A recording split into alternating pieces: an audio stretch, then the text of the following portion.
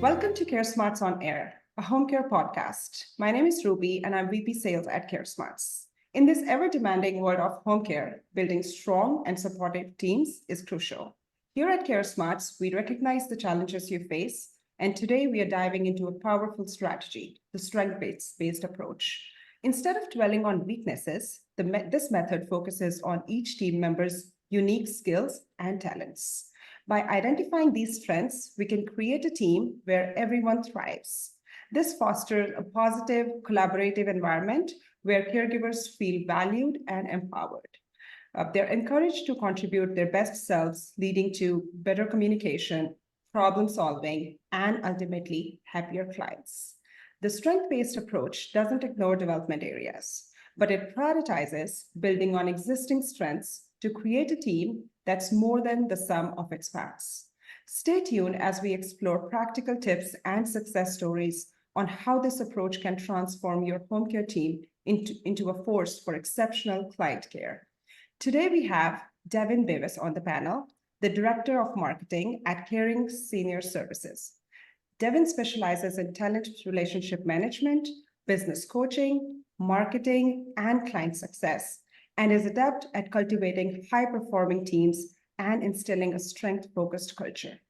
Welcome to the podcast, Devin. How are you? Ruby, thanks for having me. Great to be here. Thank you. So it's your favorite topic, I know, strength-based approach. Why we want to learn a lot from you, Devin, today. I will start with the hot topic, hiring. Hiring for the right strength is crucial. Can you share some strategies for our audience for identifying those strengths during the interview process for home care professionals? Absolutely. Yeah, I mean, when it comes to hiring and selection, the first thing I would suggest is to take inventory of the diversity of talents that you already have on your team, and then identify the biggest areas of need from there. So, for instance, like let's say you have Susie on your team who does phenomenal work. She's just great at her job, right? And a lot of times it's just common for leaders and managers to say, I just need to hire another Susie. I need more Susies, right? When in fact, maybe what's really needed is someone who complements Susie's talents and brings certain talents to the team that Susie doesn't necessarily bring.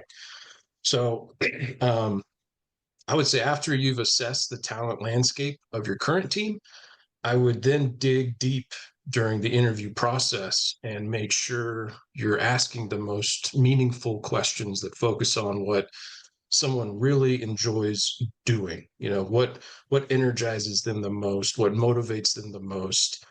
It's good to ask those types of questions in as many different ways that you can really think of in order to get a better idea of what makes them unique beyond just their technical skills.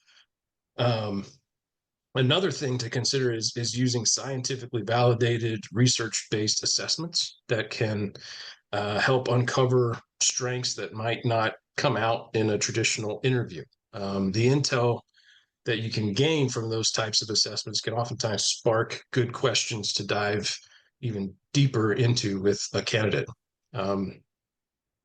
And lastly, I would say too, to just listen closely, pay really close attention to how they talk about their experiences, how they respond to each question. Do they light up when talking about certain topics or certain aspects of the job? Be on the lookout for those kinds of cues. Yeah, that's really interesting. And that your example is really true. We always think that if we have a high-performing individual in the team, we might want similar high-performing individuals in the team to effectively, to increase operational effectiveness. But the reality is that when we are looking for talent, all of them, team members, should complement each other's strengths. So that's really important, and you really touched on a great topic here. And sometimes team members might have strengths that don't seem readily applicable in home care, because when we are hiring, we're hiring from different industries too, not just home care to home care. Um, how can we effectively utilize those strengths within the team dynamic? Yeah, that's a great question. And I would take a step back and look at the big picture first there. So just because someone's strength on the surface might not seem directly related to home care doesn't mean it can't be useful in other ways when you dig a little bit deeper. So it's about being open-minded and thinking outside the box. Every team member brings something unique to the table, right? And it's about recognizing those diverse talents within the team and finding creative ways to leverage them. Encouraging collaboration and allowing team members to contribute in areas where they shine, not only maximizes their potential, but it also enriches the overall dynamic of the team. So, one thing that comes to my mind is one strengths-based principle is the belief that there's really no such thing as someone having too much talent. However, talents can be misused. So it's our job as coaches and leaders to help our team members become more self-aware of their own talents and put them in positions where they can productively apply those talents as much as possible day in and day out. Yeah, 100%. I agree. That's true. And in this industry, burnout is a real concern. How can a strength-based approach help build resilience and combat burnout within the team? Yeah, for sure. Burnout is definitely a serious issue, right? Especially in home care where the work can be really demanding, and and that's really where a strengths-based approach can shine and make a huge difference. I mean, when we focus on what people are naturally good at and what they truly enjoy doing, it's like giving them a boost of energy. It's kind of like finding that sweet spot where work feels more like play. Um, when team members are able to spend more time doing what they're good at and what they love, it not only makes them happier, but it also makes them more resilient. So if you think about it, I mean, if you're constantly doing tasks that drain you or make you feel stressed out, it's easy to burn out pretty quick, right? But when you're able to tap into your strengths and you feel like you're making a real difference, it's like you have this extra reserve of energy to draw from almost. I mean, plus, when team members feel valued for their strengths and supported within their roles, it creates this sense of camaraderie and mutual respect. And people are more likely to support each other, pitch in when they're needed, which can definitely help, lighten the load and prevent burnout overall. So yeah, a strengths-based approach isn't just about helping people do their jobs better. It's about creating a work environment where people can thrive and feel fulfilled, even in the, even when they face challenges. Yeah, absolutely. Devin, from your experience, do you recommend, or are there any exercises or anything that people can do in home care to really help their team members achieve that success and excellence and reduce that burnout? What are some examples or some exercises that home care leadership can do? Sure. Yeah, I mean, I think communication is probably that's one of the most underused um, things that folks are taking a look at now. So just making sure that you're staying in touch and communicating on a regular basis. I mean, there's data that Gallup has that proves that leaders and coaches who have at least one meaningful conversation a week with their team members improves engagement, lessens the risk of burnout, all these really powerful things. And it doesn't have to be an hour long conversation. It could be anywhere from 5 minutes, but making sure it's meaningful too. I mean, that's one of the biggest things I think that you could start doing right away. Just looking at the way you're communicating right now with your team, and what does that look like? Are you um, really putting meaningful time into those conversations? Yeah, no, that's a great point. I was um, I was studying something, I think, last week, and I saw most people, I think it was a LinkedIn post or something, most people burn out or at that risk of burnout because they feel like no one is hearing them out. So communication or having good communication with your team is definitely an essential part that people don't realize the value of communication enough.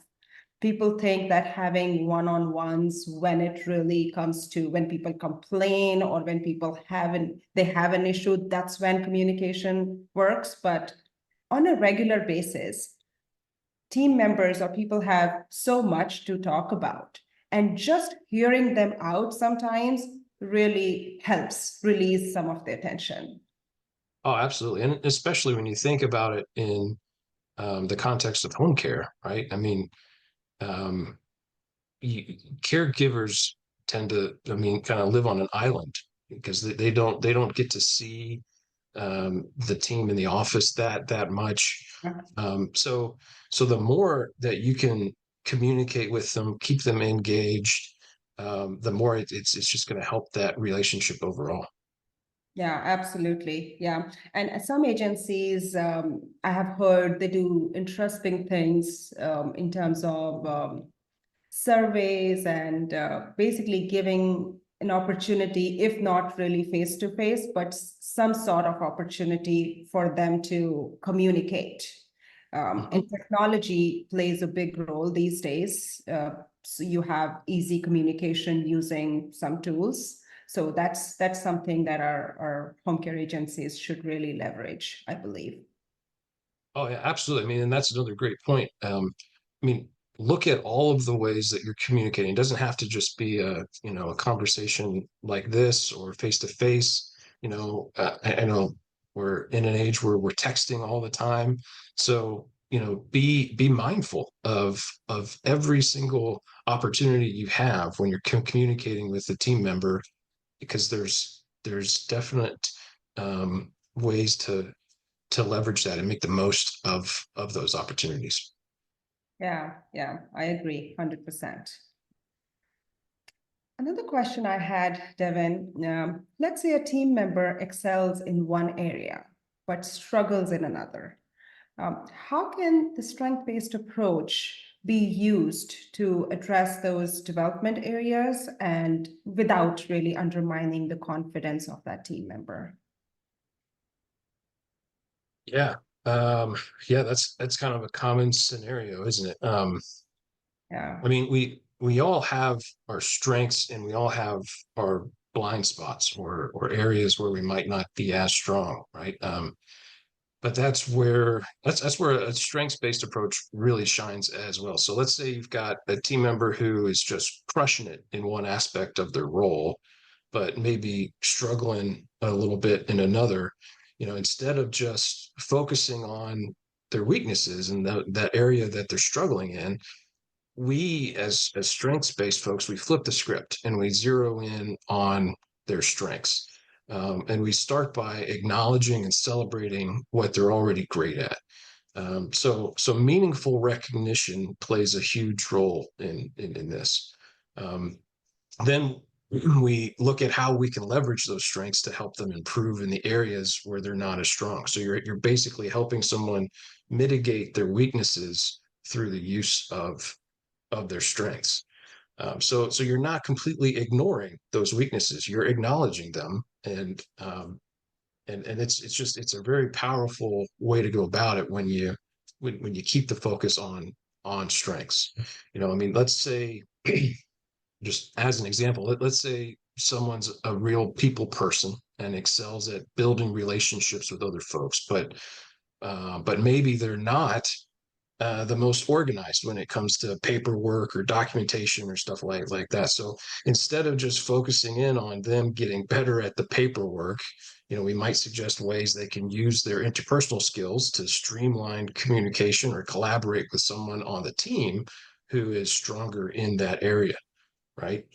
So Yeah. the key here is to approach it as a team effort. So we're not saying, hey, you need to fix this. Instead, we're saying, let's figure out how we can work together to support you and help you grow. It's all about building confidence and empowering team members to reach their full potential, really, while also creating a culture where team members seek out differences between one another and embrace them. Yeah, that's so true. Considering home care, the teams are really tight. They work together. If you compare it with any other industry, it's different, and they have unique challenges too. So I'm coming to my next question with that. How do you feel that strength-based approach works really well in home care, especially in with home care teams? How does it benefit them, considering the unique challenges they face? Sure. Yeah. So, when we talk about a strengths-based culture in home care teams specifically, I mean, we're really talking about creating an environment where team members truly feel valued and empowered to bring their best to the table every day. And that's what really makes all the difference here. So when folks are engaged like that, we tend to see fewer safety incidents, which is a big deal in our line of work, right? Um, Retention goes up and team members stick around longer, which not only saves us time and money, but also means we're working with a more experienced team who are passionate about what they do. Um, it also impacts recruitment. I mean, it's a lot easier to attract top-notch talent when people feel and hear about the positive vibes you've got going on, right? And that's because they want to be part of a team where they feel supported and appreciated. So that talent ends up attracting more talent. There's also a positive impact to the level of service that's being delivered to clients. So you'll end up seeing higher net promoter scores, stronger client satisfaction rates, productivity goes up too with this approach. So when teams are strengths focused and engaged, they're able to get more done in less time. And all of this ultimately kind of leads to the bottom line where with higher profitability as well. So yeah, I mean it's a win-win all around. You're able to build a successful business by investing in the goodness of your team.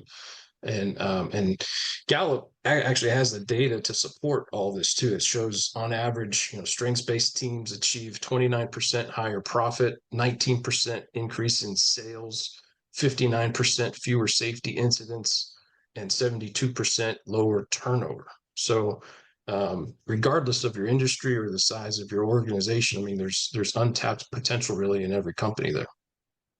Yeah, absolutely. All right, Devin, what's your final piece of advice for home care teams who are currently maybe not leveraging a strength-based approach? How would you coach them? I know it's a vast, big question that I've asked, but if someone is wants to implement something from this podcast, what would be your final piece of advice? Yeah, I mean, the best first step to take is to just start learning more about strengths-based approaches. So, Gallup is really where strengths-based approaches derives from. So I would definitely check out Gallup's website, and they've got strengths-based coaches everywhere. So you'd be able to maybe connect with a coach that's in your area and start working with them more one-on-one, because those strengths-based coaches love to take the time to really dig into um, what they can help you and your business with. So that would be the best first step. Well, thank you so much, Devin. That's very insightful. Thank you again for sharing these great insights. I'm sure the audience got deep insights about how the strength-based approach helps build strong home care teams. And to you, my wonderful audience, thanks for tuning in. Until the next episode, this is Ruby Mehta from CareSmarts. Thank you. Thanks a lot.